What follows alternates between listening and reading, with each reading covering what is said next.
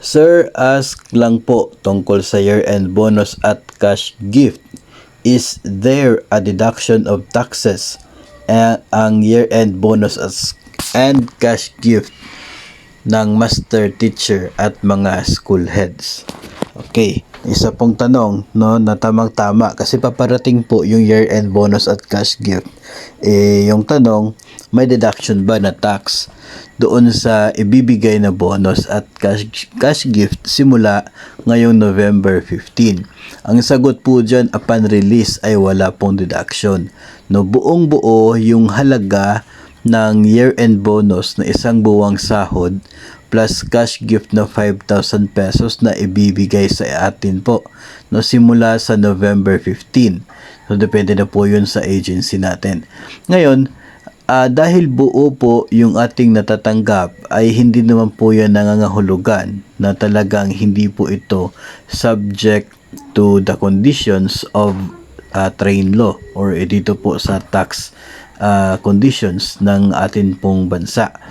No, kasi lahat po ng ating income, yung pumapasok po sa atin ay subject to the conditions of the train law, no, doon sa mga tax provisions, no. Pero ito pong ating year-end bonus and cash gift, upon release ay wala siyang tax deduction, buo po yung halaga, pero kasali siya doon sa magiging computation ng atin pong buwan ng tax deductions mula po sa sahod. Ang nangyayari po dyan ay tinototal din yung mga benepisyo na atin pong tinatanggap maliban po doon sa mga iilan na identified ng batas to be part of the yung tinatawag na de minimis benefits, no, yung mga benefits na excluded po siya para sa tax computation. So yun po ay automatic na tax free. No, so ito pong bonus and other benefits din po ay included po siya doon sa magiging computation ng tax deduction. Ang nangyayari po niyan, ayon po sa train law, mayroon pong maximum na 90,000 pesos sa loob ng isang taon dito po sa mga benefits. Kapag sumobra po sa 90,000, especially ikaw ay isang master teacher, sigurado po tayo na susobra ka sa 90,000 doon pa lamang sa mid-year bonus at year-end bonus, no, hindi pa included yung ibang benefits.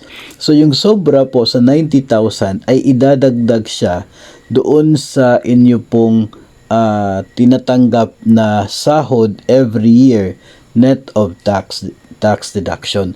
No, so yung gross ng sahod tanggalin doon yung mga para sa GSIS, PhilHealth, Pag-ibig.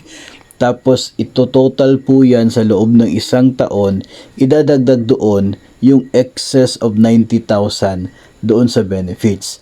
Tapos yung total niyan, yan na po yung magiging basis doon sa kung anong tax level yung applicable po sa inyo. No, so kung sumobra ka doon sa 400,000 in a year na income, so meron po siyang corresponding amount o corresponding rate ng inyo pong tax deduction. So yun po yung maging basis for the deduction every month mula po sa inyong sahod. So bagamat hindi po kinakaltasan ng tax upon release itong year-end bonus at cash gift, siya po ay kasali doon sa computation ng magiging tax payment po natin, tax obligation natin sa loob ng isang taon. So definitely subject to the conditions of the tax pa rin itong year-end at cash gift, pero upon release wala siyang nakadeduct sa kanya. No, so yun lamang po yung advantage kasi buong-buo mo siya makukuha upon release. Pero dapat isipin din po natin na at the same time, siya naman po yung tax para sa kanya. Kung sumobra ka ng 90,000 ay part na doon sa nakadeduct sa atin every month mula po sa ating sahod. So sana po ay nakapagbigay tayo ng kaunting impormasyon, especially na malapit na itong November 15 na siya pong simula ng pamimigay ng year-end bonus at cash gift para po sa mga government personnel.